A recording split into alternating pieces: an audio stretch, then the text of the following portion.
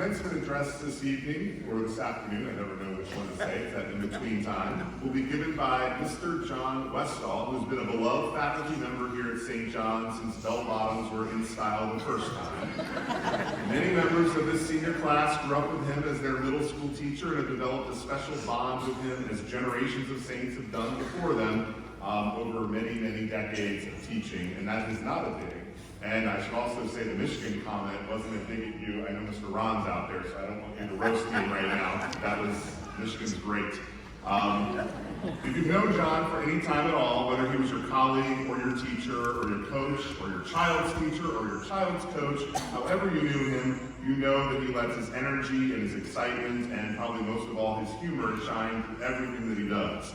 And he's been doing this for his students for over 50 years. All this is impressive, and I think we talked a lot about how impressive John is.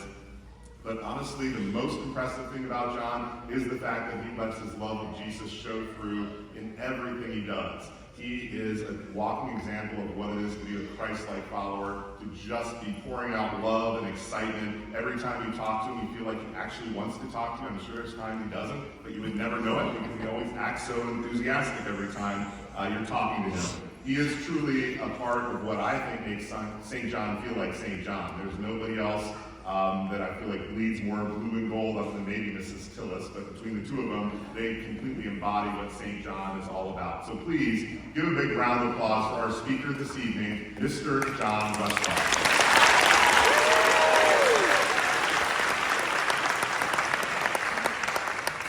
Thank you, Mr. Schmidt. I have to unload my articles for our object lesson tonight, so give me just a second here. I'll be using this. Everybody knows what this is. Gene, I'll be using this one, okay? Just for evidence sake, this is the grade book that I had when the seniors were in 6th grade. We could go over their grades right now, but I'll wait for a little bit later for that. It was part of my object lesson. So dear parents, grandparents, great-grandparents, former students, previous graduates, cousins, friends, relatives, distinguished faculty, administration, members of the school board, pastor, and above all, soon to be graduates of St. John Lutheran School, class of 2023. Greetings. It's great to be here. Mr. Schmidt said 10 minutes. 10 minutes, okay? Chris Housen, I want you to give me a sign when I'm past that, or George Johnson. Now, last fall, I spoke at my old school, and the girl in charge said 15 minutes, and I asked my wife, I said, give me a sign at the 15-minute mark so I know.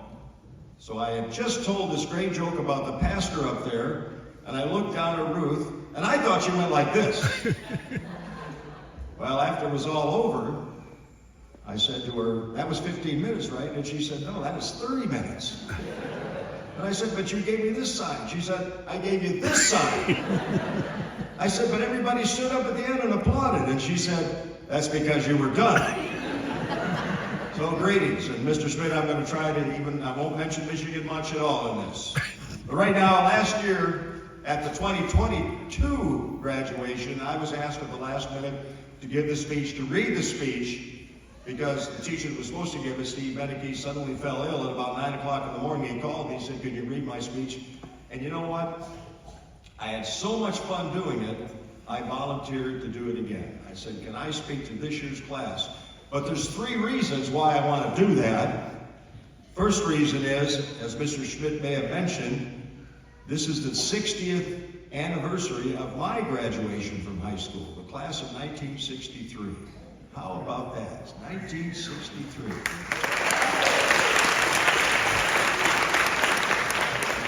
You're going to say, Mr. Westol, does that make you old? Well, then I can give you a couple old jokes like George Burns said, you know you're getting old when you reach down to tie your shoes and you look around to see if there's anything else you can do while you're down there.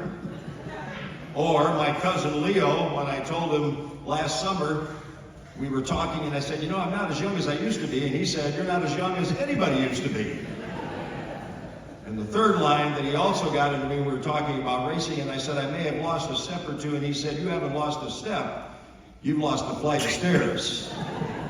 But anyways, it was fun 60 years ago, and I'm going to tie that in a little bit with my speech tonight.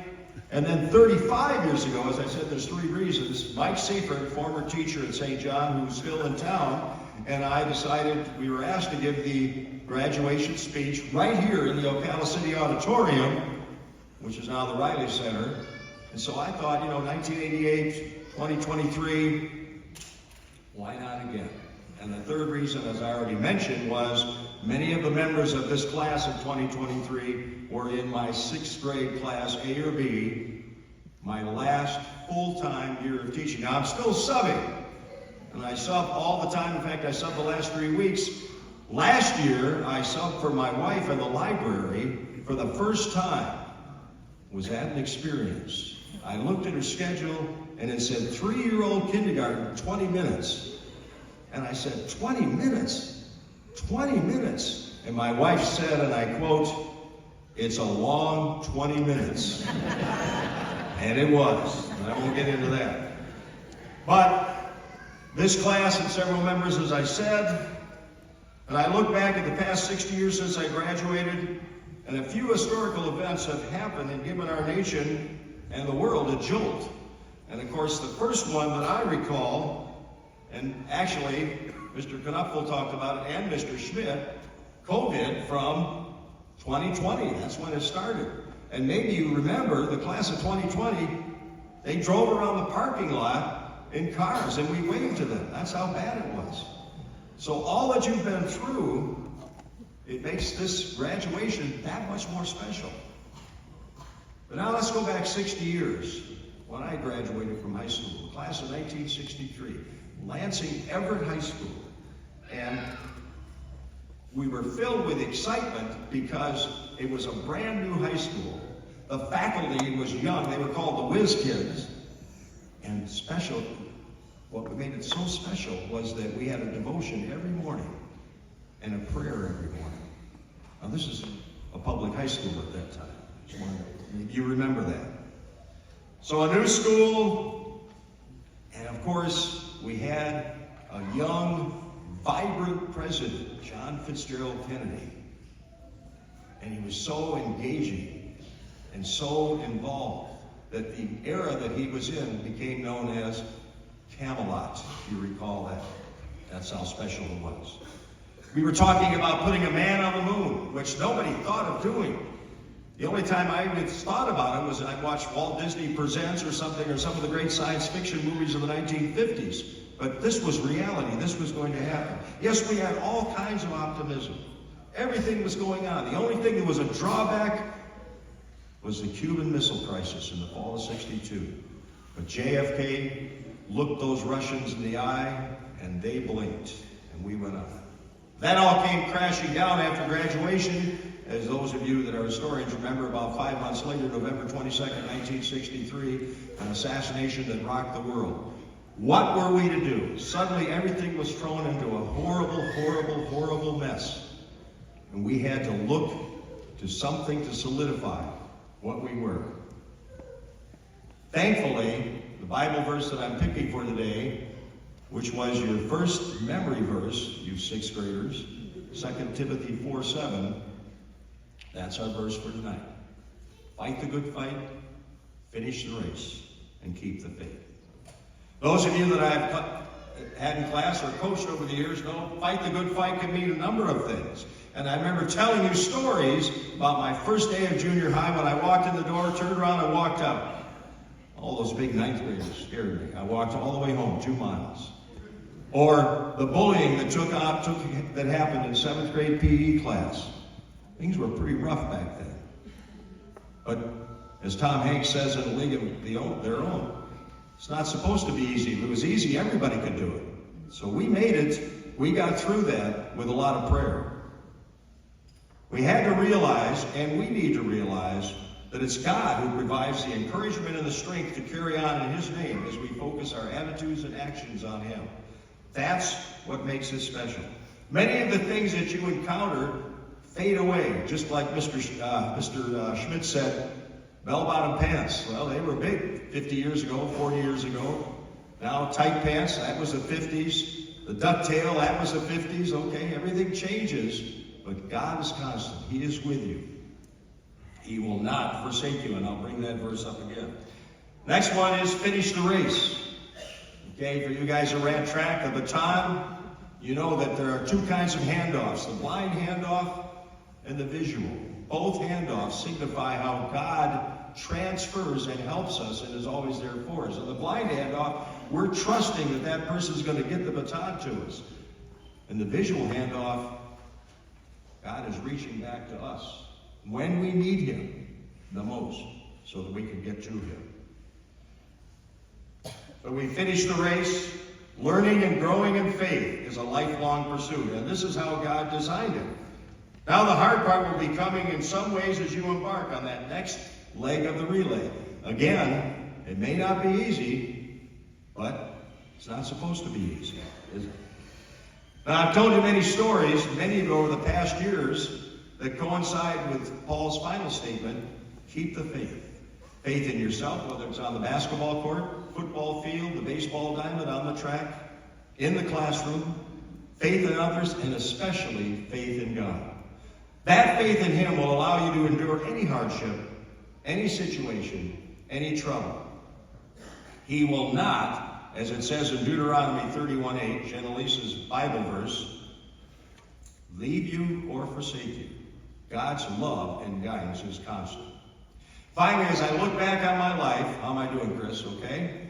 Well, I look back on my life and how God led me into the teaching profession, a job that was never a job, and it still isn't, where I was able to work with kids like you my entire teaching career as a teacher and a coach. It has been and continues to be an amazing experience. I can only hope and pray as you take off and you go out, you will be able to experience in your upcoming years the kind of joy in a job that can be found in resting in God's hands. Now I have a little ditty that I'm going to read to you. If I could just one more time, and I'm not mentioning everybody, but those people that I have reached out to or have reached out to me. If I could just one more time be in that classroom of sixth graders with 7 left-handers. Amazing class, that sixth grade. One of you even hummed all the time. Hannah, are you here? She said she might come. If I could just one more time see Landon Pindell drill that 3-point shot from beyond the arc. One more time. If I could see Jennalise Lillian Madison fly around that track just one more time.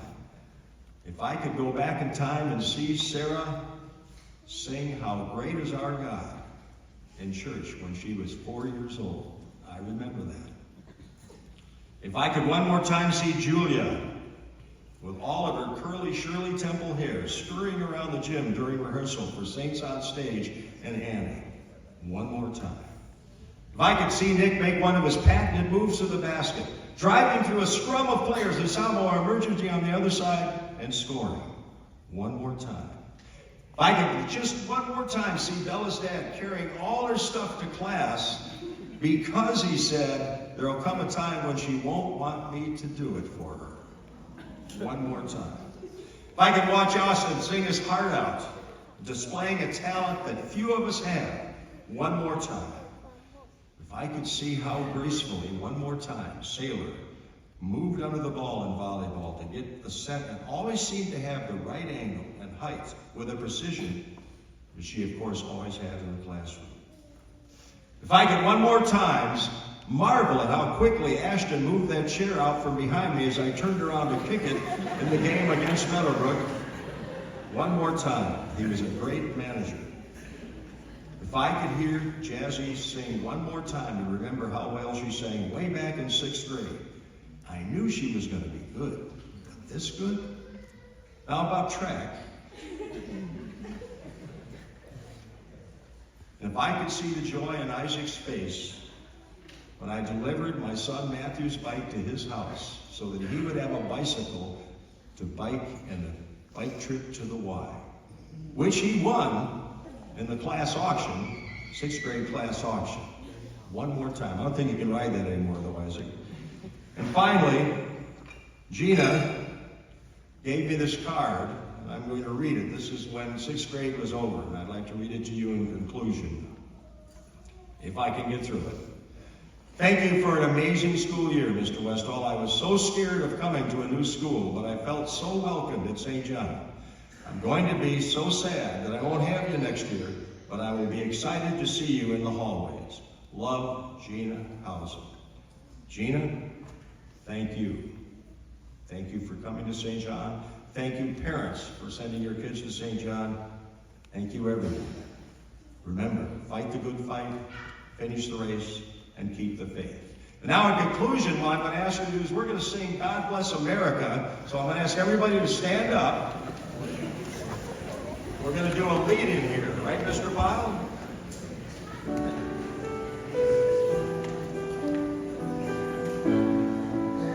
Stick with me on this. While the storm clouds gather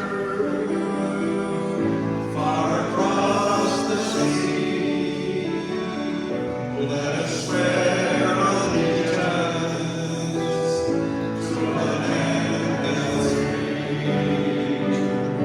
Let us all be grateful for a land so rare as we raise our voices in a solemn prayer. God bless America, land that I love. Stand beside her and guide her through the night with the light from above. From the mountains to the valleys, to the oceans white with foam. God bless America, my home sweet home. God bless America, my home sweet home. Thank you.